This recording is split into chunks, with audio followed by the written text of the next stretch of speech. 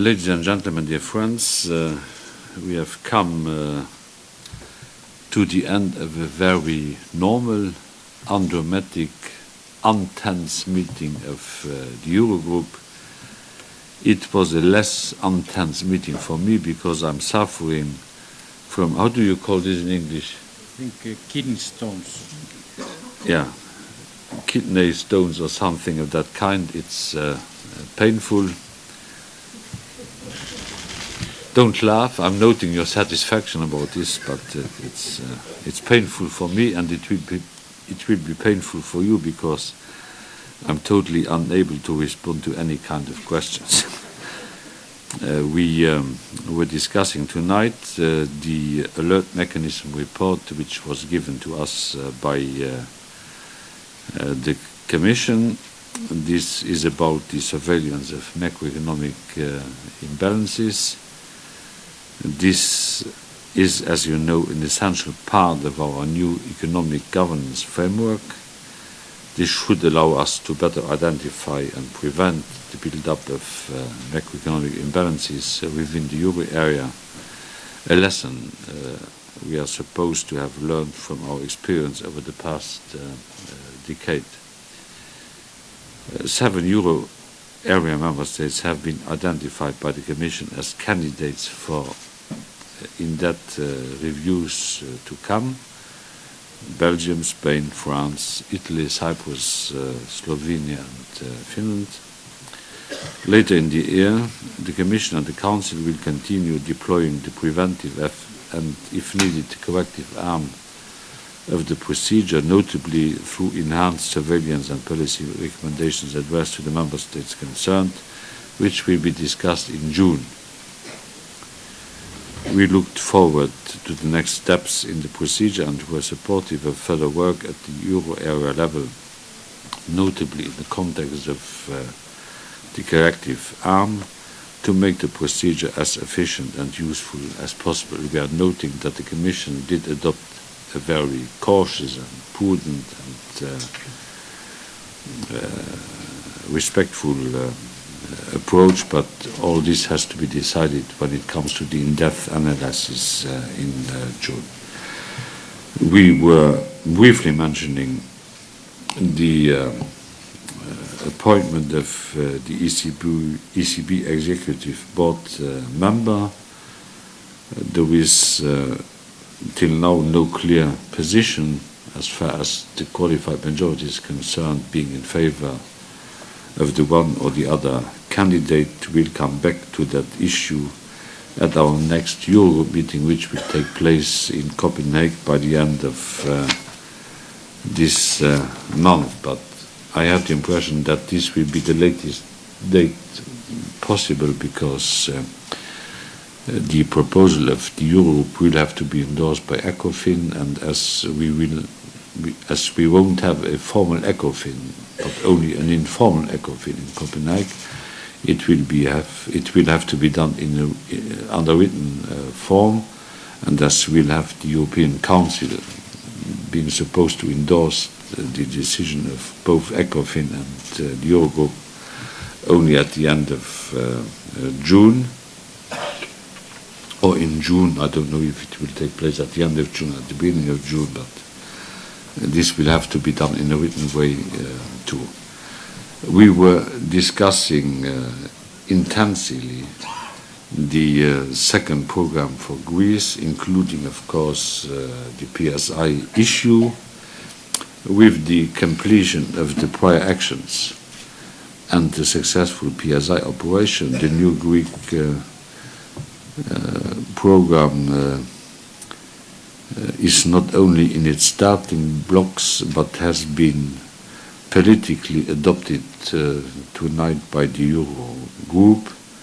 The formalization of this approval by principle will intervene next Wednesday, when the EWG, that means the deputies of the finance ministers, will meet, checking if all the internal national procedures will have been fulfilled from now to then. But as a matter of principle, we have decided today to launch the second Greek program, but the formalization will intervene on next Wednesday morning.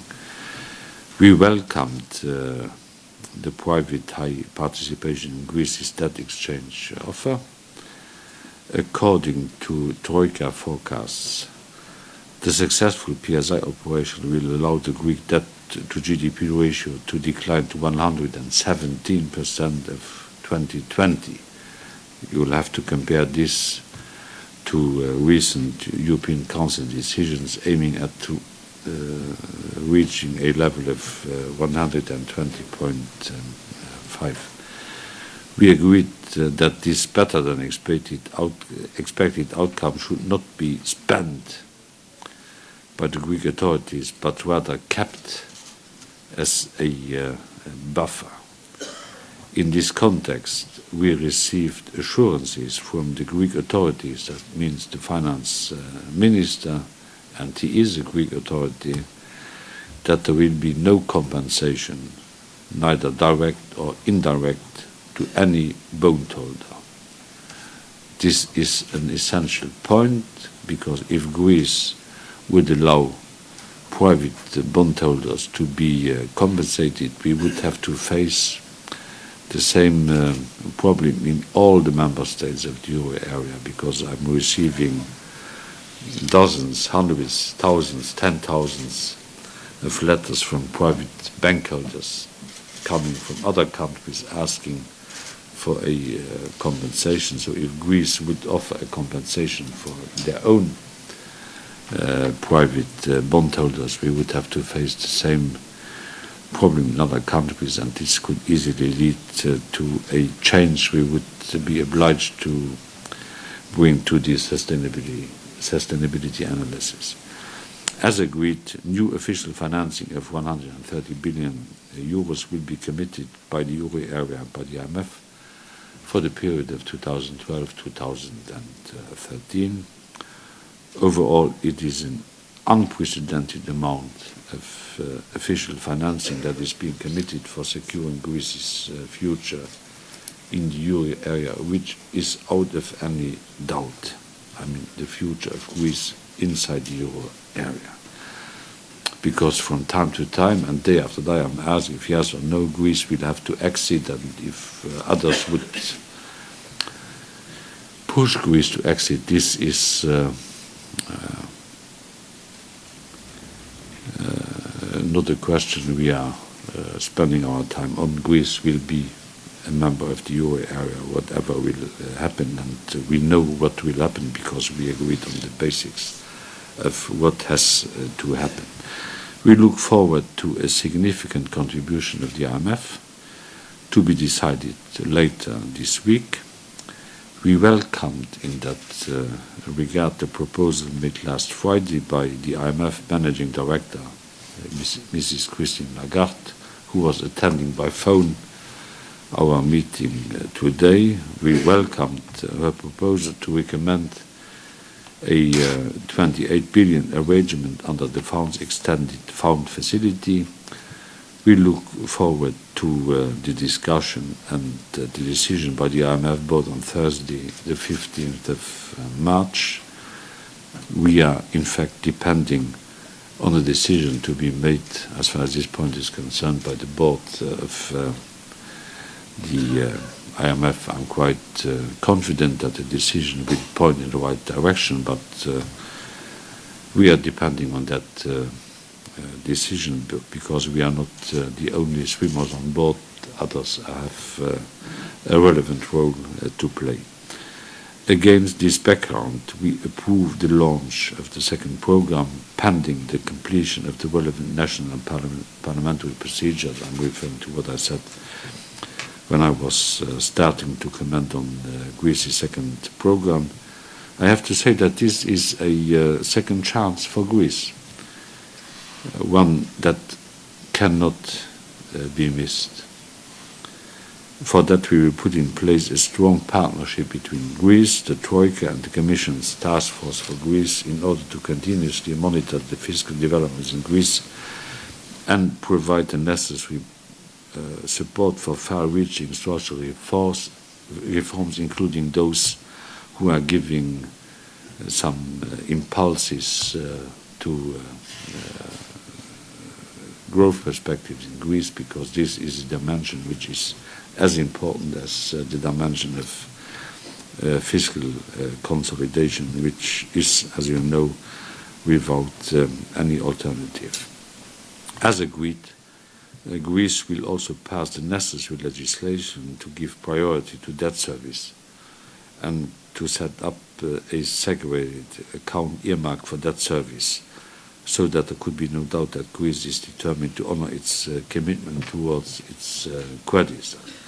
The Greek finance minister was indicating his willingness to put forward to Parliament in the next coming weeks a draft bill including all these principal measures, and this bill could be adopted, as far as understood, in the course of April, but we are insisting on the need we do see for the Greek government to put forward to Parliament a draft bill in that very context. We were discussing, but only briefly, the capacity review concerning the European Stability Mechanism, currently set at 500 billion euros. We agreed to conduct a review during our next meeting on the 30th of March in Copenhagen, where we will also decide on the exact calendar for the payment of the remaining tranches of paid-in capital. I have to remember that Euro Summit decided on the 2nd of March that the two first tranches will be paid this year. We have given a mandate to the Commission in close cooperation with the ESSF, that means Olli and Klaus, to provide us with proposals for our decision-making later this month in Copenhagen. I'm totally convinced that will come to the result everyone in the reasonable camp of people dealing with this matter is expecting us to deliver. We took stock of the progress of Portugal's adjustment program following the Troika review mission that went to Lisbon last month. The Portuguese program is on track. I'm quite happy with what the Portuguese authorities are doing for the time being. We agreed that the program is progressing well, the fiscal situation being under control, and the important structural reforms having been undertaken, notably as far as the labor market is concerned.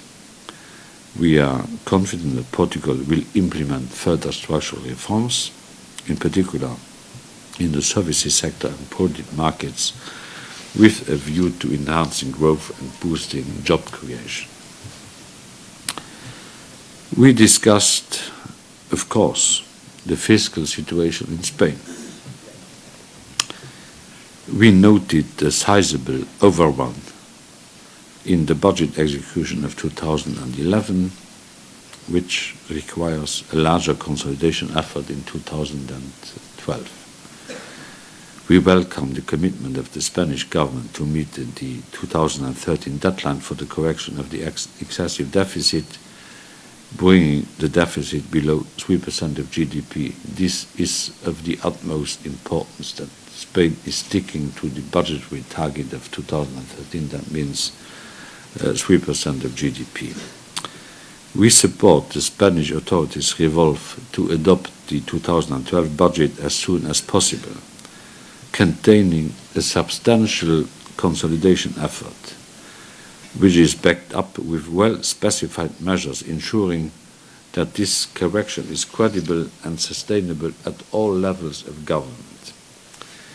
The Eurogroup assesses that the timely correction of the excessive deficit should be ensured by an additional front-loaded effort of the order of 0.5% of GDP, beyond what has already been announced by the Spanish authorities so far, and by an early adoption and swift implementation of the new mechanisms, the budget stability law on the monitoring and control of budget compliance of different levels of government. The Spanish government expressed its readiness to consider this in the future budgetary process. I have to underline that this is an unexpected result, because before the meeting I told those who were desperately waiting for me when entering the building that I didn't expect a decision on the 2012 budget of Spain. Now we have a common agreement that the front-loaded effort should be of the order of 0.5% of GDP, which is a quite important decision which has been taken by the Eurogroup today. In addition to that, we stress the importance of substantial progress made with structural reforms to boost employment and growth so far, which would need to be complemented with further efforts in the areas of product and service markets. I've asked our Belgian colleagues to report on the recent fiscal consolidation measures of Belgium. The minister did explain in detail what this was about, referring to the decisions of the core cabinet of yesterday and the formal approval by the entire cabinet today. The Commission was not in a situation to give a final assessment on the Belgian program, but this will be done, as far as I understood, my friend Olli Rehn, in the next coming days, weeks, probably weeks, if not days.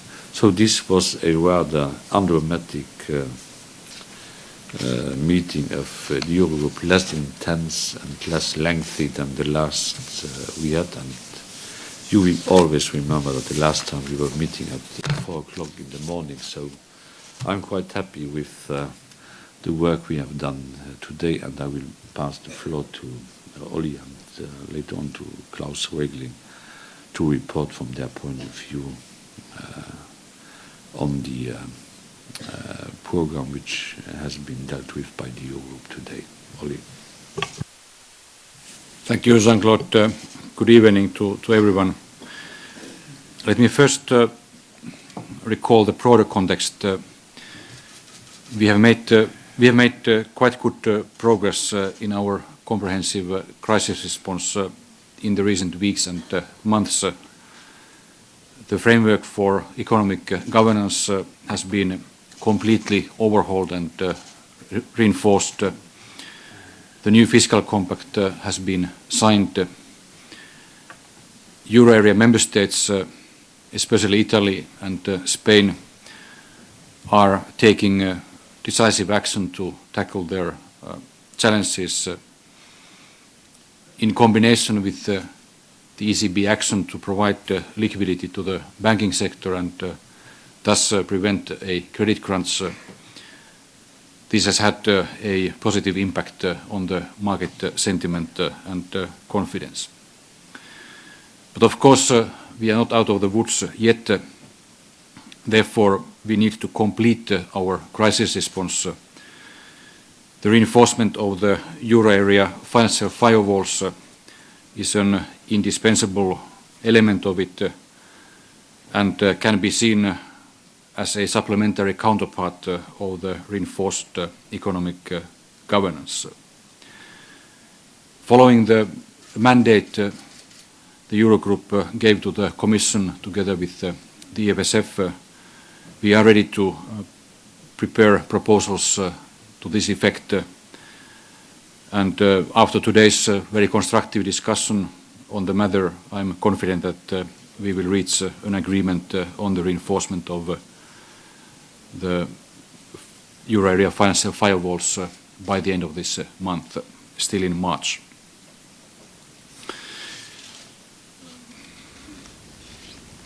Our crisis response is stronger today also thanks to last week's successful completion of the PSI deal and positive assessment of compliance by Greece concerning the prior actions to the second program. The second program will help Greece to put its public finances on a sustainable path, bringing the debt burden of Greece in relation to GDP even somewhat below 120% by year 2020, thanks to the successful PSI deal and high participation rate. The second program has a very strong emphasis on economic reforms that can bring much needed growth and jobs to Greece. The way is now cleared to implement the policy package, and of course the success of the program will essentially depend on unwavering implementation and political unity in Greece. While Europe is going through a mild recession and certain risks and uncertainties remain, there are also increasing signs of stabilization and growing confidence among the investors and citizens. And it is therefore now essential to complete our crisis response, which calls for decisive action by all member states as well as at the Union level, and especially by those member states that have been under stronger pressure from the markets and that have faced weaker growth prospects. In this sense, it is especially important that Spain is firmly committed to meet the 3% target of fiscal deficit next year, 2013, which will be substantiated by a credible and convincing path of fiscal consolidation in the coming 2 years. This effort of fiscal consolidation will run in parallel with economic reforms that can bring sustainable growth and more and better jobs in Spain. I agree with Jean-Claude Juncker concerning the importance of today's decision of the Eurogroup to state that from the standpoint of the Eurogroup, which the Commission fully shares, the timely correction of the excessive deficit 2012 should be ensured by an additional front-loaded effort of the order of 0.5% of GDP, beyond what has already been announced by the Spanish authorities so far.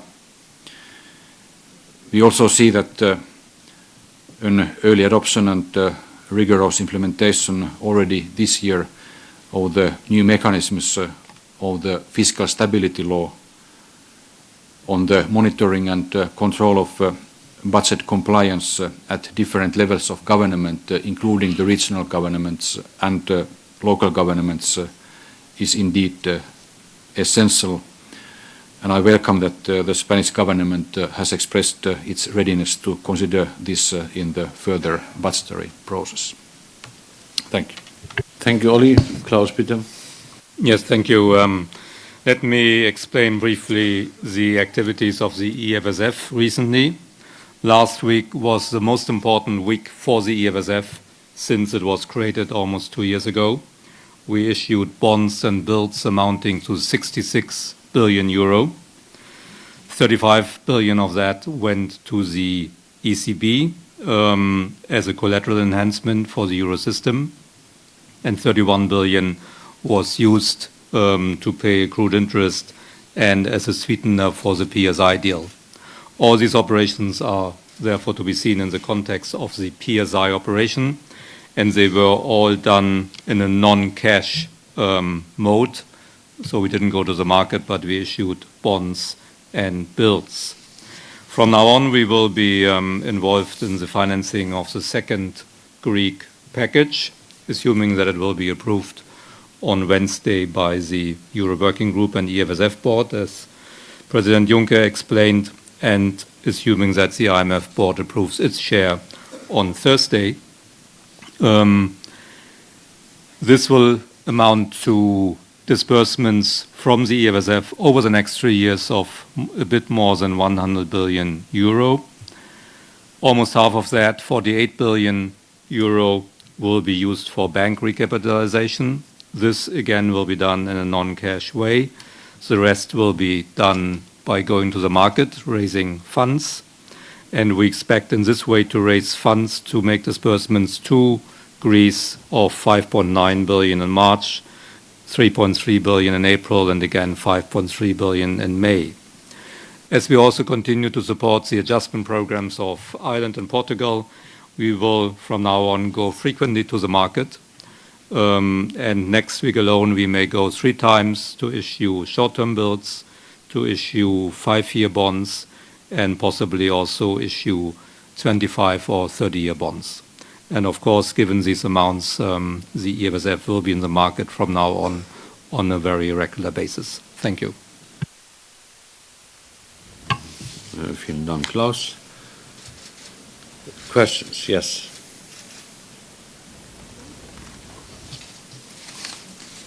Question is for Commissioner Rehn. Commissioner, the recession in Greece, the last quarter of 2011, was unprecedentedly high, was above 7%, again above the estimates of the Commission. Also, there's been already a shortfall in the Greek budget execution for 2012, about 101.3 billion euros. I was wondering if you're planning additional measures to cover the gap, apart from the austerity package being discussed right now to be presented in June. And the second question is, I was wondering if you could give a message to the 1 million unemployed in Greece and the 3 million Greeks now under the poverty line based on the Eurostat figures.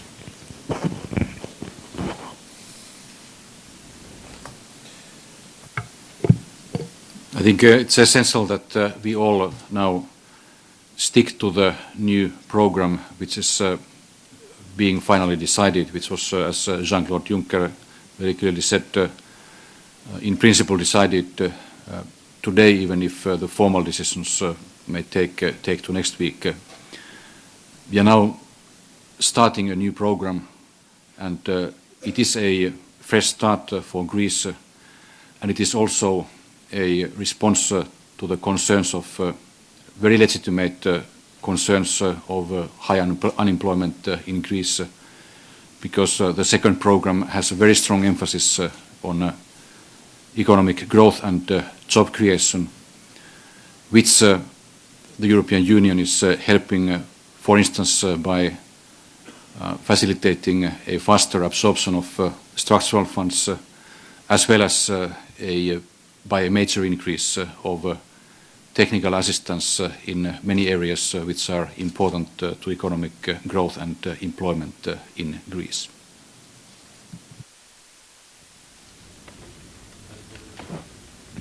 Matthew Dalton with the Wall Street Journal. The Spanish deficit at the end of 2011 was 8.5% of GDP, and you're proposing to lower it to 3% in 2013. That's nearly 6 percentage points of GDP over 2 years, which would be a pretty bruising austerity program. Are you concerned what this is going to do to the Spanish economy, where unemployment is over 23%? And what happens if Spain runs off track? Do you think it's realistic to ask them to execute this kind of austerity program? We were discussing this issue with the Spanish minister.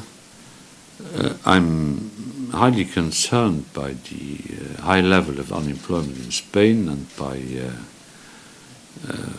increasing poverty factors which have to be seen in Spain.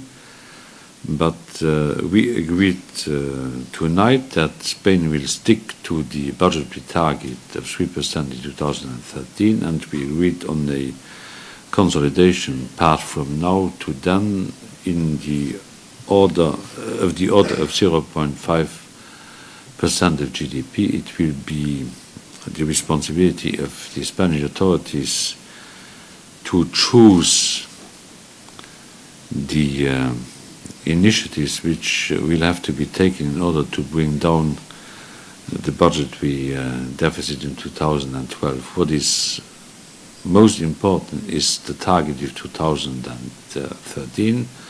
What is less important, but nevertheless important, are the avenues chosen in 2012. Yes, Bert Lauwers, Belgian Radio. Commissioner Rehn and Mr. Juncker, I have a question. I know it's difficult to give an in-depth analysis already on the Belgian fiscal consolidation, but can you at least give your first impression about the results of what the Belgian government has done the last weekend?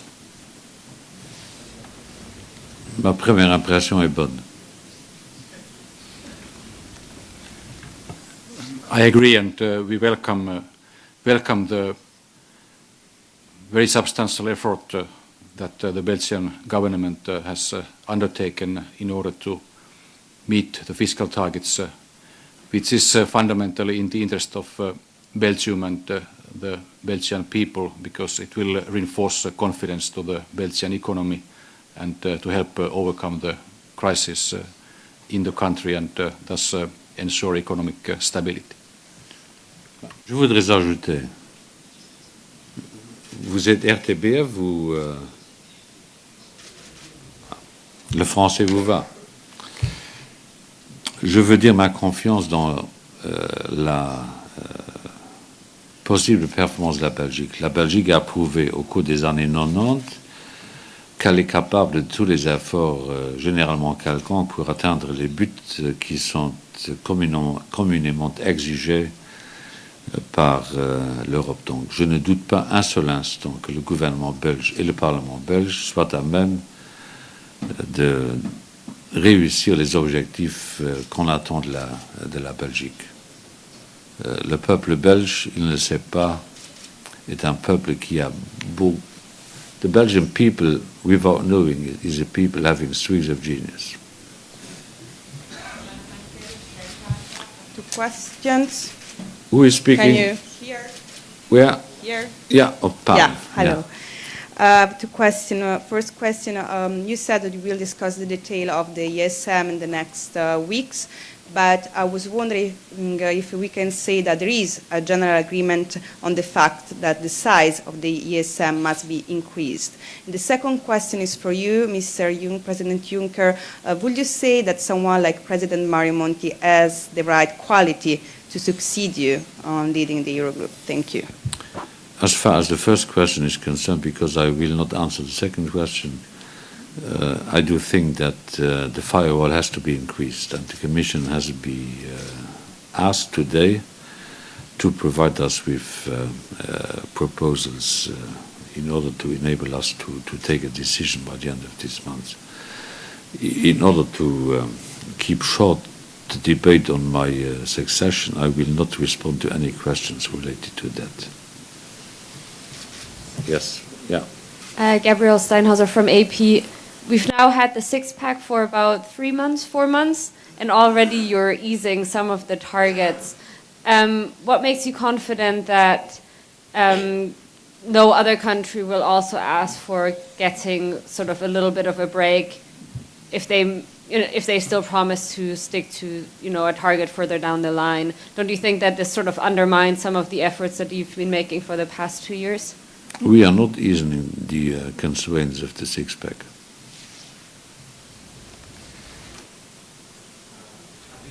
From PTA, German press agency in English. Guten Abend. Guten Abend.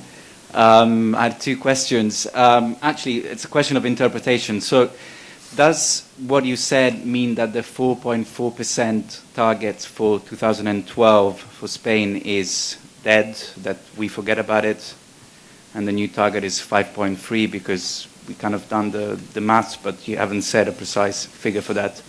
And the second question is, you said you will take a final decision on Wednesday on the Greek second program, but at the same time you say you're waiting for the IMF to make its own decision on Thursday. So will you have a final decision after Thursday, after the IMF takes its own decision? Thank you. First question related to Spain. The decision we have taken today in accordance with the views expressed by the Spanish minister is that the figure announced previously, a figure amounting to 5.8%, is that.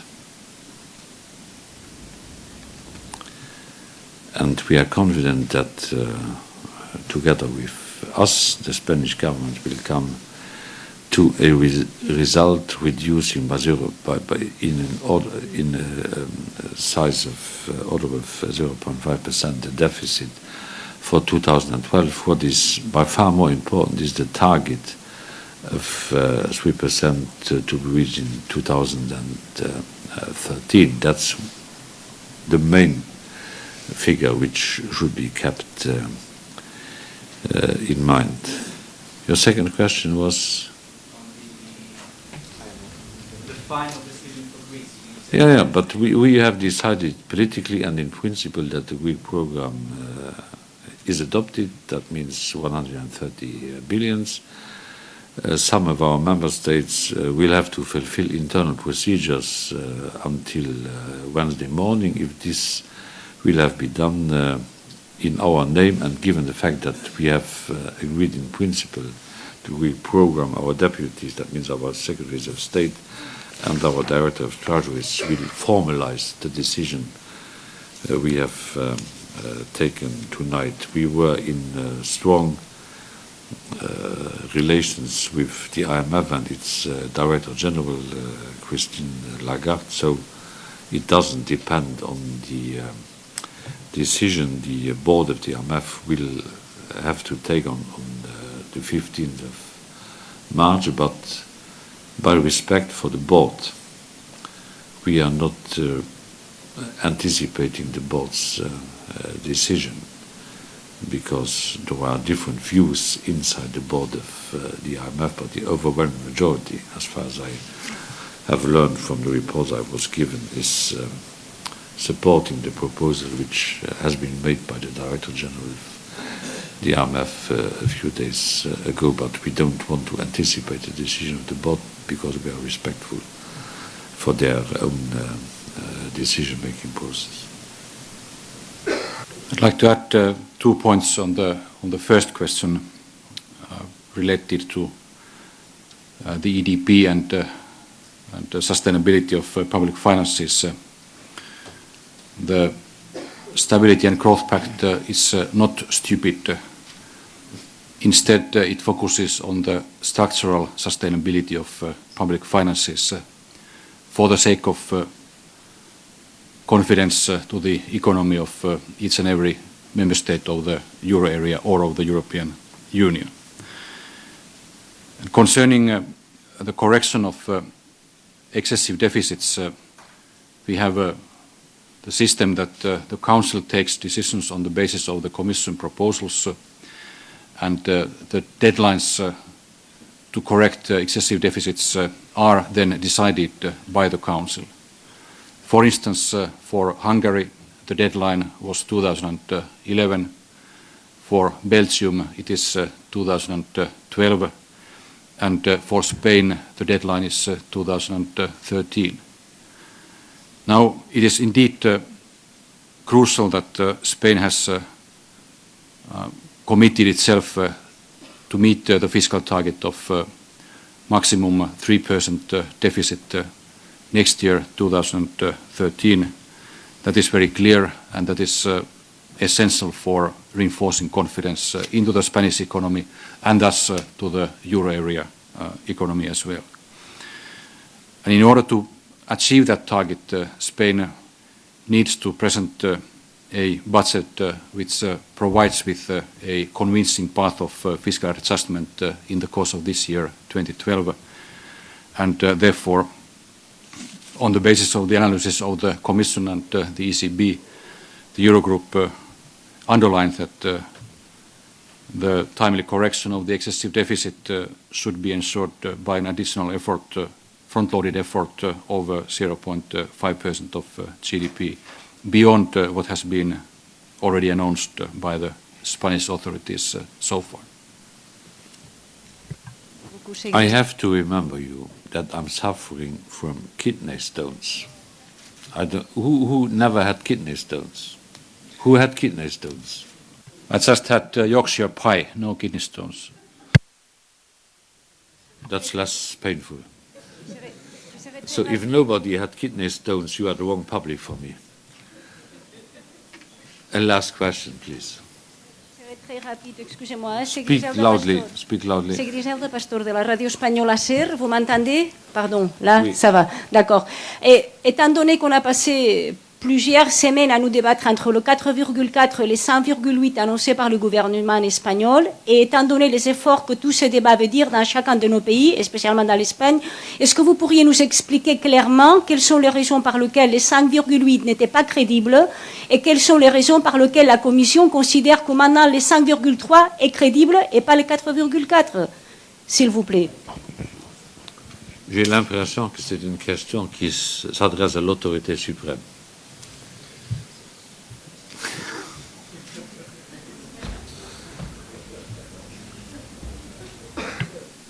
If I give you some figures, you understand why there is a difference in the path. It's simply because there was a large slippage last year in 2011, which is very regrettable and which has a weight on 2012 and 13.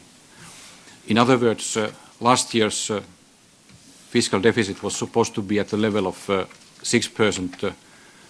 It was in fact, on the basis of the current information, 8.5%, 8.5%. So a 2.5% percentage point difference. At the same time, the growth projection for Spain has become weaker, and because of this, it is sensible from the point of view of combining the need to restore confidence to the Spanish public finances and to facilitate return to sustainable growth, to have a path of adjustment which takes into account these considerations and will convincingly lead to the target of 3% next year, 2013.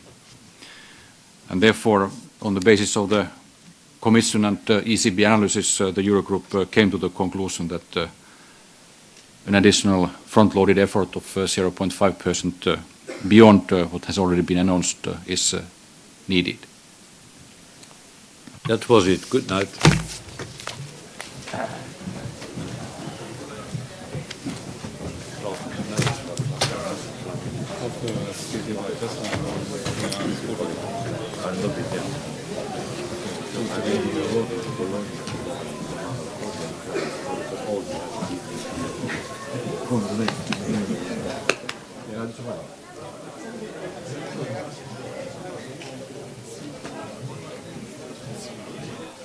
Nice to see you.